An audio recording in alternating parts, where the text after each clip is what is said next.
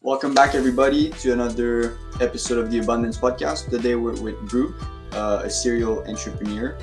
She's in the real estate right now, but she also had multiple other business models, such as personal training. So, how are you today, Brooke? I'm good. How are you? I'm good, thank you. Why don't you start by talking a bit about yourself, your background, and your journey? Great. So I am 39 years old, born and raised here in Columbus, Ohio, and I have two girls that are now 12 and 17. So started out with just a personal journey to get healthier back in 2012, and that led me to being a personal trainer with obviously finishing a marathon and then getting into being a pro strongwoman, uh, competing on a high level there, building a six-figure business as a personal trainer. And right in 2023, well, now we're in 2023, about 3 years ago, COVID took my personal training business. So I started real estate at the end of 2020.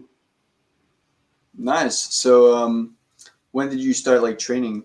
Or did you start training young? So I had my personal training or for training for competing. Personal training, and what about competing as well?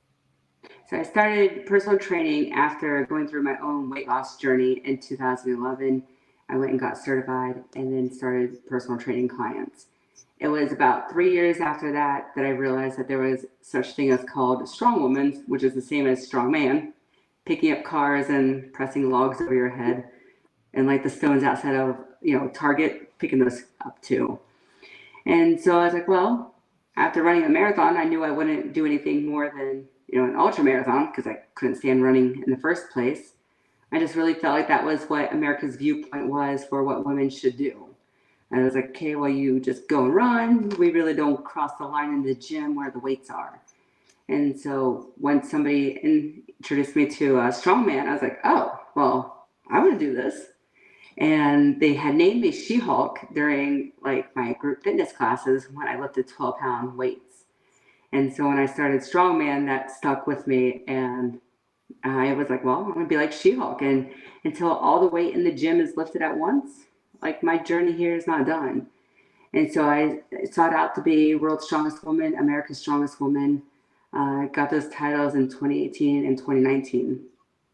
So I had competed at Arnold Africa. I won first place there. Arnold Europe won first, and then got my pro card a couple years before all that down in Florida. So been around the world traveling and competing, and it was just such a joy to like have people along my journey as I was helping them on theirs to follow me along too. And then when COVID took a screaming halt to that business, I found myself, okay, how do I not only provide for myself but for my girls? And I had been working like 6 hours a week, for the 7 years pre-COVID. I was like, all right, well, I'm not going to go work for somebody else. And how do I also make the income that I was making as a personal trainer? So I really took like my training program philosophy of how I became world's strongest woman, and I applied that to uh, real estate. Great. So, have you won any title being the strongest woman? Yes, I won World's Strongest Woman 2018 in Norway, and then America's Strongest Woman, I got that in Miami 2019. That's amazing. Okay. And for real estate, how did all of this started out? How did you get the idea that okay, well, I have this personal training business now. Let's step up into the real estate game. Somebody told me to read a book, and so I read one book since high school. So for me to read or listen to a book was a lot. And so I read, of course, Rich Dad Poor Dad was my first book in August of 2020. I was like, okay. And then a guy at the gym introduced me to a real estate networking event that people were still meeting at in person. I was like, okay, well, this is my next direction because I was still about that face-to-face interaction. I was used to that as a personal trainer. So here I go out and I'm like, I know nothing. I've been through this journey before with, competing and lifting weights. I didn't know how to lift weights until 7 years ago. So I was like, okay, I know this journey. And I just showed up, consistency week after week. And then somebody offered to help teach me HVAC, plumbing, electrical, and they would let me go and do the work so I could know how to use a drill, the sounds of it, how to use the material. And then I was like, okay, I think I can do this like on my own after 24 days because people would come in and inspect my work. And I was like, okay, I passed, right? And they all worked in the same city as where I bought my first house. I figured, okay, my first house I'll buy for 35,000. I put 15,000 into it. I was like, start out small, the same way I'd start out lifting 12-pound dumbbells. And I didn't just go straight to lifting cars, right? There's a process. And so I was like, okay, let's start out smart and small, and then I'll just progress for each house. And I was like, well, they all live in the same town, so if I fail or something happens, I can just call somebody and, find my people and they'll come help me, right? And I'll learn. So I did my first house and nothing happened. Squatters set myself on fire. It was like, okay, the worst of it all, right? And that's why you have a fire department. That's why you have, you're going to rehab anyway, so it doesn't really matter what people do if they try burning your house down.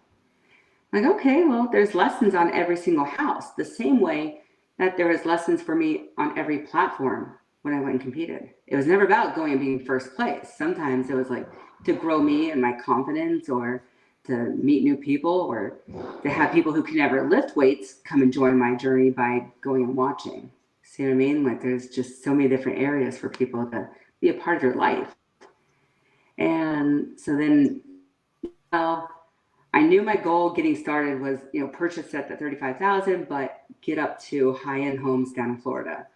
And my most recent purchase is $800,000 purchase with a $255,000 rehab budget. So starting at the 35,000 to here, I'm like, it's neat to see it come in full circle about a little over 2 years in. Yeah, it's definitely a big step for sure. So you were flipping house, if I understand correctly. You would at first just go and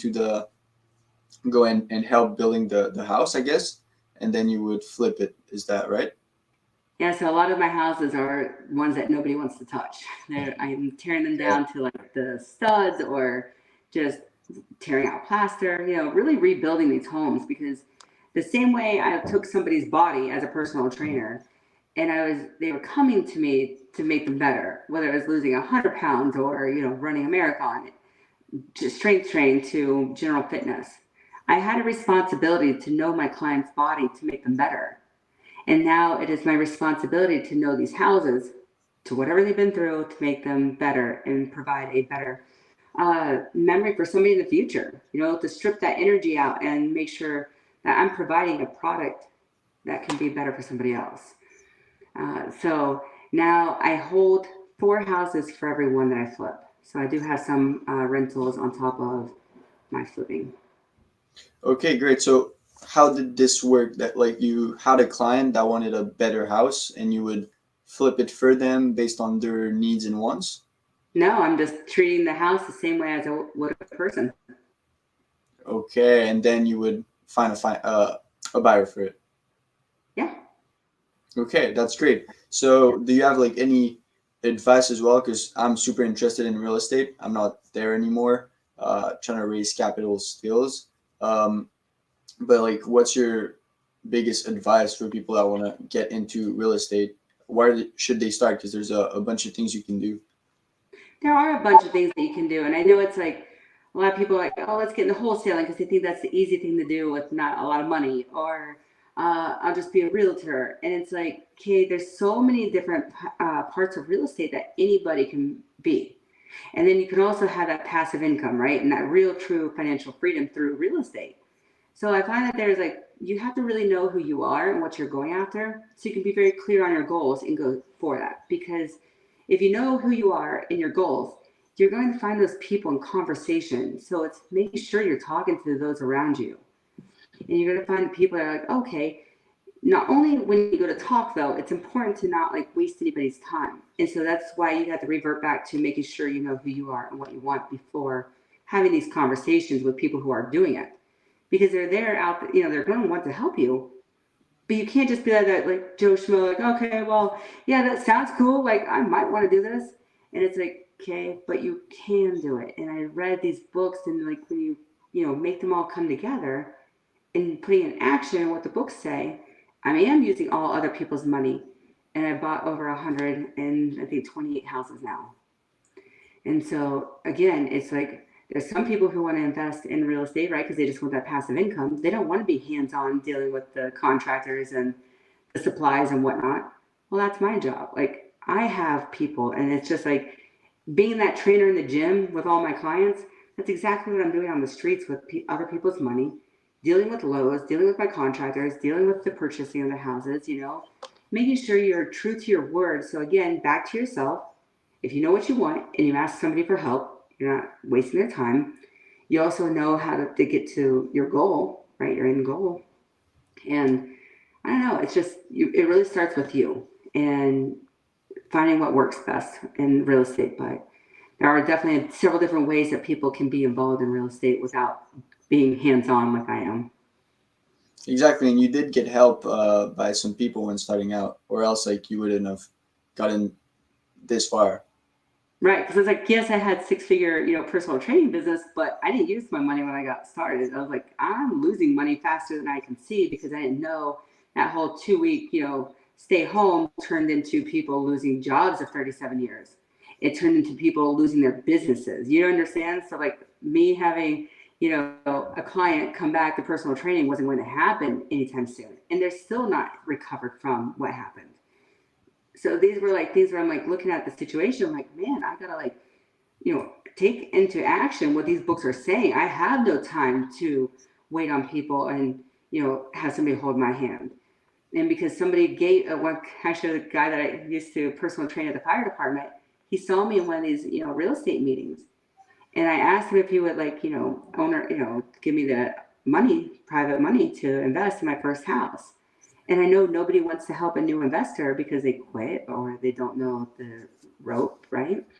That now it's like my responsibility, it's my purpose here to be able to pay it forward and help the new investors get their journey started too by eliminating the risk for them and what they don't know and showing them the way hands on. Indeed, yeah. So are you now getting back into business with your training business as COVID has ended, or you really stopped? I really had, I mean, it still bothers me to this day because I never asked for it to be taken from me. I didn't quit it.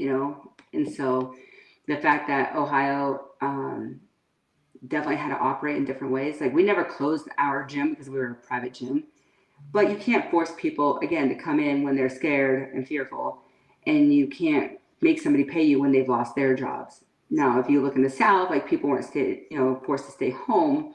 They didn't give up on their bodies. You know what I mean? So I really have had to make the decision that it's not. There's no amount of investment there for me to put my time into. So now I've just turned it into, okay, let me help other investors on this journey.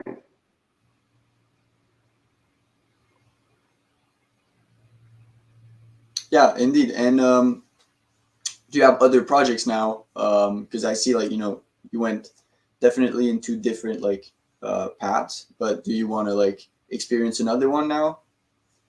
That's a good question because right now I'm in that transition of I kept on saying there was one other person for me to become in this world, and here, I built my portfolio big enough to where the passive income could replace my, what I was making as a personal trainer. But now it allowed me to go help people the past 6 months. And I have 6 more months where I said I'd commit to bringing on new investors and walking them through everything, step by step. But I am headed to, I've already released 2 books and I'm writing my third one now. And my goal is to go travel the world and speak. That's really great. So if I understand correctly, you would have such as a like training business, but for real estate. Correct. That's a really good Yeah, way of putting it. that's awesome. Yeah. And do you get like all sorts of clients, like people like me that are kind of young in their 20s, or like do you have a sort of like persona for the business? I have people of all ages. My youngest one is 17 years old. And like I said, even my 12-year-old asked me when she was 10, she's like, Mommy, like when I go to high school, can you help me buy my first house so it can pay cash flow to pay for college? And I was like, man, my job here is done. So I have people like super from like, yeah, that age whose already mind is like ticking on how can I run this house on my own to have my own passive income, to people who are 69 years old, right? They're never going to have their hands, well, she does. One of my old clients, here she is, 69 years old, and she'll still come out and want to get her hands dirty with me. But she's an investor. There's people who just like, here's the money, I just want passive income. And there's other people who like to be coached hands-on. But one of my favorite stories is I have a 22-year-old, and he bought his first house, and I was trying to go in contract on the same one. And about 4 months go by, and I was like, oh yeah, I remember that house.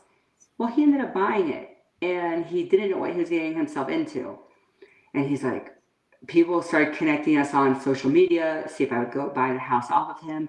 I was like, look, man, I just bought several myself. This was in December.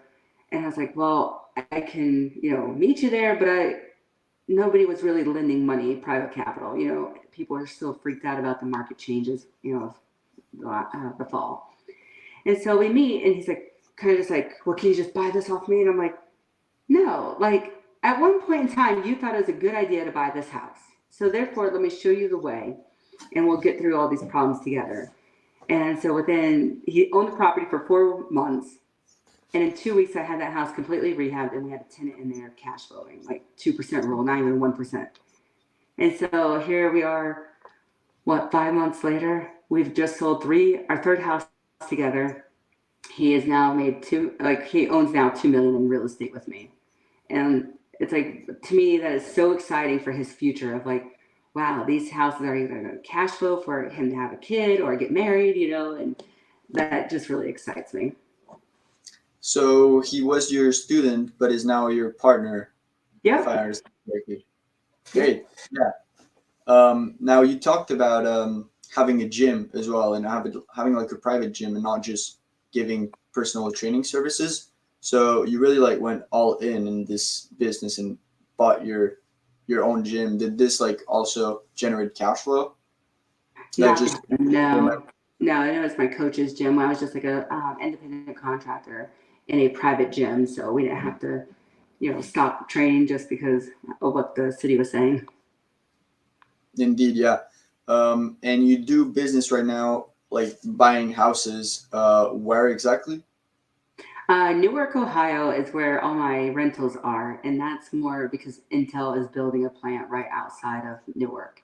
So these homes are like pretty rough. You're purchasing for like $30,000 to $60,000, putting a good $60,000 into them, but I'm now selling them in the 200s. Because if you look at people who work for Intel making six figures, they're not going to want to live in a house that's $30,000 of problems, right? So, and then I have my big flips going on now down in Florida, Cape Coral, Fort Myers. Again, houses that are pretty, bad shape from the hurricane, and making them better. Exactly. So you're moving. You're not just doing this in Ohio. You're going into like the good spots in the United States. Yes. Okay. And is that something you would recommend? Like not just staying in your own city? Because for myself, I'm living in Canada, Montreal. But like if I was to buy something, I would look into Montreal. Is that like a good thing to do, or really want to? A lot of my investors, like private money investors, their numbers don't make sense in the town that they live in. Like I have California, New Mexico, Arizona, and I think Kentucky. I have another investor there. And so they're giving me their capital to be able to invest in cities that do make sense. So if you have a team and people that can help you run crews, and the area really well to do another city outside of where you live, then yeah, sure, that's fine. Otherwise, invest in somebody that can run it and operate that for you. Exactly. Okay. Now, I really want to know about like when you were young and like your entrepreneur mindset. So how was that all about? When you were in high school, were you like just want to be an entrepreneur, and like how was life in high school? I love this question because I've never been asked it, but I'm like, so good question. At 8 years old, my parents, the multi-level marketing, Amway was the business, okay? And they just thought, okay, you go to the meetings and you sell this and that, you'll make it really big and have financial freedom. And so they taught us at a really young age that I mean, I also believe you're born with this inside, like the drive, the determination, the motivation. Like motivation, I don't believe in that because it has to come from drive. You have to have something inside of you that makes you get up every day and work, no matter how hard the previous day was, no matter what you're going to face in the next minute to the next hour. And so when we were like 8 years old, my mom and dad were like, okay, we'd draw pictures of like things that, we wanted or whatever. And we just manifest it, dream it, right? And those dreams came true. And so just taught that hard work. My parents still work 16-hour days. They both work for me as well. And just because they're just starting to see what money is like and how to be financially free. So they weren't taught these things. And at the same time, I'm like, okay, I will go through this just to help somebody else. I had to go through, obviously weight loss to figure out how to change that history in our family. And so at 9 years old, I had started my own nanny service. So I was going to other people's houses at 9 years old, babysitting their kids for $1 an hour. And it was just my mom's like, you're not allowed accepting the $6 that people are wanting to pay me. Because she's like, it's not about the money. It's about making sure the house is clean, the kids are taken care of, you're doing your job. I was never somebody to watch TV. And so I had built a huge business being a babysitter, a nanny. And I did that for like 15 years and then had my own kids. And I was like, okay, now that my kids don't do what your kids do, I think it's time for me to like end that. And then I went into, again, working for myself. And it was, what was it? Jill of All Trades was my business. And I would just go and do random things for people, like a personal assistant type deal while my kids were young so I could still be stay-at-home mom with them. So yes, I've had several, six-figure businesses in my past leading up to the real estate. Great. So did you have like employees for your babysitter company? No, it's just Didn't. me.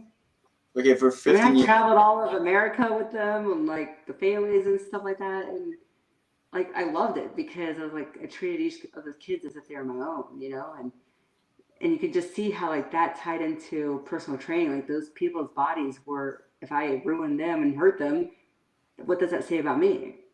If I lose people's money as a real estate investor, then I know there's something wrong here, So it's just really taking on a lot more responsibility, and I think that was brought on just from how my mom taught me at 9 years old to treat other people's kids. Indeed. So you really took it as a big lesson. Mm-hmm. Yeah. Okay. And now I really want to talk about, training and what it can do to your mindset, your mentality, and of course, like your physique. But do you think it's something important for entrepreneurs to do regularly? Training.